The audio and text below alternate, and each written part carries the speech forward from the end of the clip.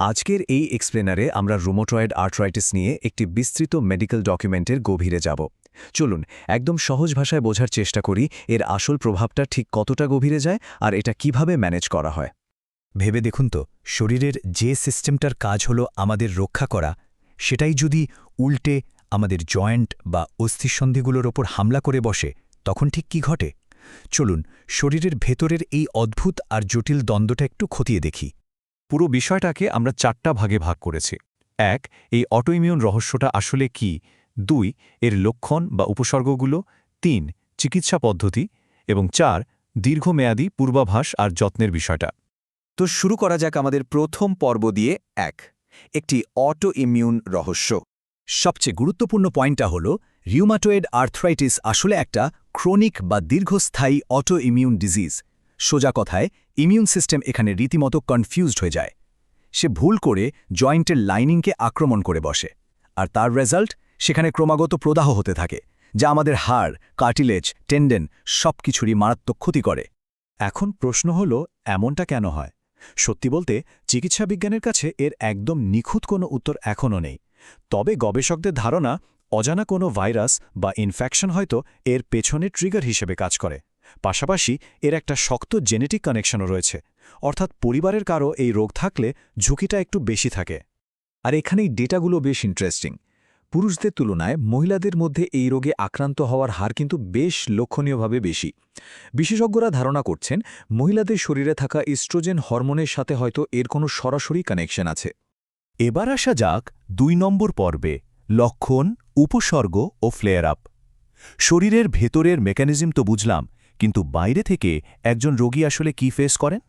ব্যাপারটা কিন্তু শুধু জয়েন্টের ব্যথা, লালচে ভাব বা ফুলে যাওয়ার মধ্যেই আটকে থাকে না। এটা পুরো শরীরকেই রীতিমতো ক্লান্ত করে ফেলে। চরম দুর্বলতা, ক্ষুধা কমে যাওয়া, ওজন কমে যাওয়ার মতো সমস্যাগুলো দেখা দেয়। আর অবর্ণনীয় এই যন্ত্রণার কারণে অনেক সময় রোগীরা চরম বিষণ্ণতা বা ডিপ্রেশনেও ভুগে থাকেন, যা একেবারেই অস্বাভাবিক নয়। এই ডকুমেন্ট থেকে পাওয়া একটা লাইন শুনলেই এর ভয়াবহতাটা আঁচ করা যায়। ব্যথা এবং আড়ষ্ঠতা সাধারণত সকালের দিকে সবচেয়ে খারাপ অবস্থায় থাকে।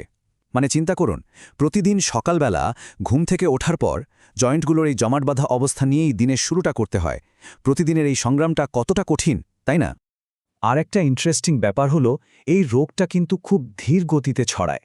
সাধারণত হাতের ছোট ছোট জয়েন্টগুলোতেই এর প্রথম আঘাতটা আসে। জয়েন্টগুলো ফুলে গিয়ে এবড়োখেবড়ো আকার ধারণ করে, আর তারপর ধীরে ধীরে শরীরের অন্যান্য জয়েন্টেও সেটা ছড়িয়ে পড়তে থাকে। তবে এই রোগের গ্রাফটা কিন্তু সবসময় একরকম থাকে না। মাঝে মাঝেই এমন কিছু সময় আসে যখন হঠাৎ করেই লক্ষণগুলো চরম আকার ধারণ করে। এগুলোকে বলা হয় ফ্লেয়ার আপ। আর সবচেয়ে ভয়ের ব্যাপার হলো, প্রতিটি ফ্লেয়ার আপের পর রোগীর অবস্থা আগের চেয়ে আরও একটু খারাপের দিকে যায়। এবার আমরা আলোচনা করব 3 নম্বর পর্ব, চিকিৎসা পদ্ধতি ও হস্তক্ষেপ নিয়ে। চলুন দেখি এই ক্রমবর্ধমান উপসর্গগুলোর সাথে লড়াই করতে ডাক্তাররা ঠিক কী ধরনের কৌশল অবলম্বন করেন। আমাদের সোর্স ডকুমেন্ট অনুযায়ী লক্ষণ শনাক্ত করা থেকে শুরু করে সেগুলোকে ম্যানেজ করার জন্য আসলে একটি বহুমুখী বা মাল্টিফ্যাসেটেড অ্যাপ্রোচ দরকার হয়।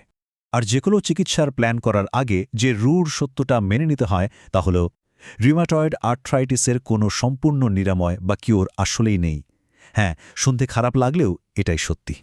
আর ঠিক এই কারণে পুরো চিকিৎসা পদ্ধতিটাকে ধাপে ধাপে সাজানো হয়, যার মেন টার্গেট থাকে লক্ষণগুলো কন্ট্রোলে রাখা আর ড্যামেজ কমানো। প্রথম ধাপে থাকে স্পেসিফিক কিছু ওষুধ, যা ব্যথা কমায় আর রোগের বিস্তারকে ধীর করে দেয়। এরপর দৈনন্দিন কাজে সাহায্য করার জন্য আসে ফিজিওথেরাপি। আর একেবারে লাস্ট স্টেজে গিয়ে জয়েন্টের মারাত্মক বিকৃতি ঠিক করতে সার্জারির সাহায্য নেওয়া হতে পারে। চলে এলাম আমাদের শেষ পর্বে। 4. দীর্ঘমেয়াদী পূর্বাভাস ও যত্ন। এই তাৎক্ষণিক চিকিৎসাগুলোর কথা জানার পর স্বাভাবিকভাবেই মনে প্রশ্ন আসে, এই রোগ নিয়ে একজন মানুষের ভবিষ্যৎ বা লং টার্ম রিয়ালিটি আসলে কেমন হয়? সবচেয়ে অ্যালার্মিং বিষয় হল এই রোগের জটিলতাগুলো। এই প্রদাহ বা ইনফ্লামেশন যে শুধু জয়েন্টেই আটকে থাকে তা কিন্তু নয়। এটা রীতিমতো ছড়িয়ে পড়ে হৃৎপিণ্ড, ফুসফুস, রক্তনালী, এমনকি চোখের মতো ভাইটাল অর্গানগুলোকেও অ্যাটাক করতে পারে। পুরো শরীরের জন্যই এটা একটা বিশাল থ্রেট। ফলে বাস্তব চিত্রটা এমন দাঁড়ায় যে শুধু নরমাল থাকার জন্য রোগীদের সারা জীবন ধরে ওষুধের ওপর নির্ভর করতে হয়। আর অত্যন্ত দুঃখজনক হলেও সত্যি কিছু কিছু রোগী এক পর্যায়ে গিয়ে মারাত্মকভাবে ফিজিক্যালি ডিসেবলড বা অক্ষম হয়ে পড়তে পারেন। তবে আশার কথা হলো শুধু মেডিকেল ট্রিটমেন্টই শেষ কথা নয়, কিছু হোলিস্টিক প্র্যাকটিসও এখানে জাদুর মতো কাজ করে। যেমন ধরুন রেগুলার হালকা ব্যায়াম, স্বাস্থ্যকর ডায়েট, আর সবচেয়ে ইম্পর্ট্যান্ট রোগী এবং তাদের ফ্যামিলি মেম্বারদের জন্য বিভিন্ন সাপোর্ট গ্রুপের সাথে কানেক্টেড থাকা। এই সাপোর্ট সিস্টেমটা মেন্টালি আর ফিজিক্যালি দারুণ কাজে দেয়। তাহলে দিন শেষে বিষয়টা কি দাঁড়াচ্ছে? যখন আমরা জানি যে এই রোগের কোনো কিওর নেই, তখন কিভাবে ওষুধ, একটুখানি ব্যায়াম আর প্রিয়জনদের সাপোর্ট মিলে একটা পুরো জীবনের গল্পকে নতুন করে সাজিয়ে তুলতে পারে? এই প্রশ্নটাই আমাদের মনে করিয়ে দেয় একটা কঠিন অসুখের সাথে লড়াইয়ে শুধু ডাক্তারি বিদ্যা নয়, বরং সম্মিলিত যত্ন আর মনের জোর ঠিক কতটা পাওয়ারফুল হতে পারে।